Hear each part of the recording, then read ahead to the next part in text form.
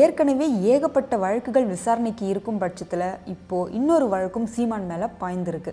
அதை பற்றி தான் இந்த வீடியோவில் பார்க்க போகிறோம்.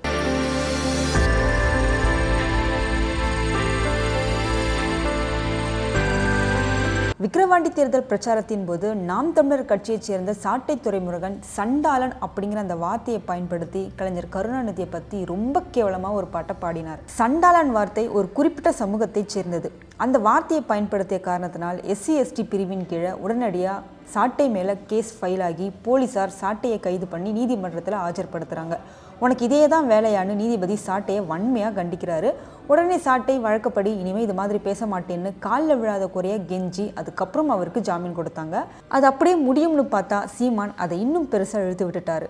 அதுக்கப்புறம் நடந்த பத்திரிகையாளர்கள் சந்திப்பில் சாட்டை கைது குறித்து சீமான் கிட்ட கேட்ட கேள்விக்கு சண்டாளன் பெயரில் ஒரு சமூகம் இருக்கிறதே எனக்கு சாட்டை கைதுக்கு பின்னதான் தெரியும்னு சொல்லியிருக்காரு. ஆனால் அதுக்கு பிறகு நடந்த ஒரு கண்டன ஆர்ப்பாட்டத்தில் என் தம்பி பாடினா தான் கைது பண்ணுவேன், இப்போ நான் பாடுறேன், முடிஞ்ச என்னையும் கைது பண்ணு பார்க்கலாம்னு சொல்லி சாட்டை துரைமுருகன் பாடின அதே பாட்டை சீமானும் பொது வெளியில் பாடுறாரு. அப்போது சீமான் சண்டாளன் அப்படிங்கிற அந்த வார்த்தையை வேணும்னே தெரிஞ்சுதானே பயன்படுத்தியிருக்காரு. அது தப்பு தானே.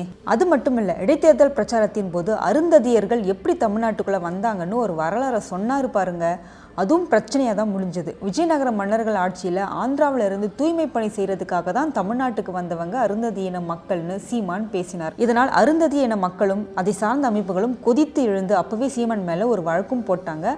அதோட தொடர்ச்சி தான் இந்த சண்டாளன் பிரச்சனை. கலைஞர் கருணாநிதி அவமானப்படுத்திட்டாரு, குறிப்பிட்ட சாதியை பற்றி இழிவாக பேசுகிறாருன்னு சீமான் மேலே தமிழ்நாடு முழுவதும் பல இடங்களில் கேஸ் போட்டாங்க. ஆனால் எங்கும் ஆக்ஷன் எடுக்கவே இல்லை. சீமானை பொறுத்த வரைக்கும் இதுவும் ஒரு கேஸ் அவ்வளோதான்னு ரொம்ப எக்கத்தாளமாக பேசிகிட்டு இருக்காரு. FIR காப்பி வந்தால் கிழிச்சு குப்பத்தொட்டில் போட்டு போயிட்டே இருப்பேன்னு தைரியமாக பேட்டி கொடுத்துட்டு வராரு. பதவியும் சரி அதிகாரமும் சரி ரெண்டுமே இல்லாத ஒரு சாதாரண மனிதனுக்கு எங்கிருந்து தான் இவ்வளோ தைரியம் வருதோ இப்படியெல்லாம் பேசுறதுக்கு. சீமான் பிரச்சனைக்கு அப்புறம் தான் சண்டாளன் அப்படிங்கிற அந்த வார்த்தையை யாரும் பயன்படுத்தக்கூடாதுன்னு ஆதி திராவிட மற்றும் பழங்குடியின மாநில ஆணையம் அறிவுறுத்தியது. அதையும் மீறி அந்த வார்த்தையை பயன்படுத்தினா வன்கொடுமை தடுப்பு சட்டத்தின் கீழ் அவங்க மேலே ஆக்ஷன் எடுக்கணும்னு அந்த ஆணையம் தமிழக அரசுக்கு பரிந்துரையும் செய்யுது. இப்போ ஆவடி பட்டாபுரம் காவல் நிலையத்தில் வழக்கறிஞர் அசீஸ் என்பவர் சீமான் மேலே இது குறித்து ஒரு கேஸ் ஒன்று ஃபைல் பண்ணுறாரு.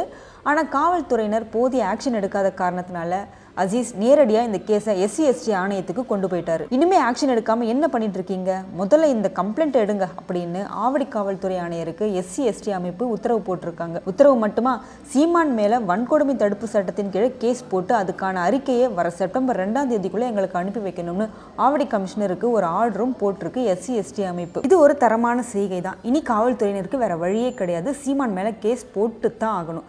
அதன்படி நேற்று நைட்டே சீமான் மேலே ஆவடி போலீஸ் ஸ்டேஷனில் ஒரு கேஸ் ஃபைல் பண்ணிட்டாங்க. இந்த மாதிரி தொடர்ந்து பிற்படுத்தப்பட்ட ஜாதிகளை இழிவாக பேசிட்டு வர சீமானுக்கு இப்படி தரமாக ஏதாவது செஞ்சாதான் இனிமேல் அவர் ஜாதிகளை பற்றி பேச மாட்டார். குறிப்பாக ஒடுக்கப்பட்ட மக்கள் குறித்து தவறாக பேச மாட்டார். இதுக்கப்புறம் சீமான் திருந்துவாரா, இல்லை இந்த கேஸையும் குப்பை மாதிரி டீல் பண்ணுவாரா, இல்லை தன்னோட வழக்கப்படி இனி இப்படி செய்ய மாட்டேன்னு சொல்லி மன்னிப்பு கேட்பாரான்னு பொறுத்திருந்து பார்க்கலாம். இந்தியா முக்கிய செய்திகளை உடனுக்குடன் தெரிந்து கொள்ள சப்ஸ்கிரைப் பண்ணுங்க, பெல் பட்டனை பிரஸ் பண்ணுங்க. என்றும் உங்களுடன் மை இந்தியா.